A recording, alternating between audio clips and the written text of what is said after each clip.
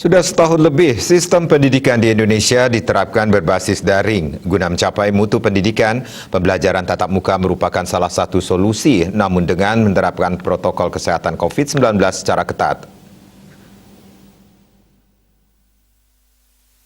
Belum maksimalnya fasilitas internet di Indonesia menjadikan sistem pembelajaran daring tidak mencapai kualitas yang maksimal. Guna meraih pendidikan yang bermutu, pembelajaran tatap muka PTM mesti segera diterapkan, namun dengan menerapkan protokol kesehatan COVID-19 secara ketat. PTM tentu sudah dirindukan baik oleh guru, peserta didik maupun orang tua. Pengawasan protokol kesehatan COVID-19 secara ketat oleh petugas terkait akan mampu menghindarkan peserta didik dari penularan virus corona.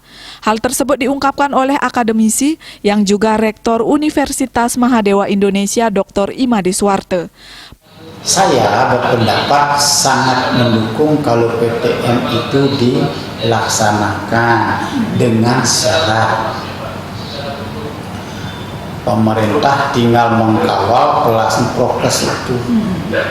Pihak sekolah dalam tanda kutip anak-anak dan pihak sekolah itu sepertinya tidak sulit untuk meningkatkan disiplin penggunaan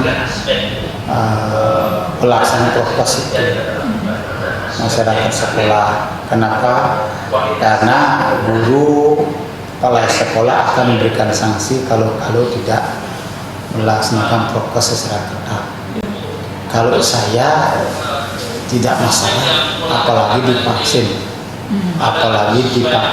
Pemirsa, dengan dilaksanakannya pembelajaran tatap muka menambah optimisme akan diraihnya pendidikan yang berkualitas. Terlebih vaksinasi pada anak usia sekolah sudah dilaksanakan. Penerapan protokol kesehatan COVID-19 dimanapun berada agar terhindar dari virus corona perlu terus diingat. Andika, Bali TV.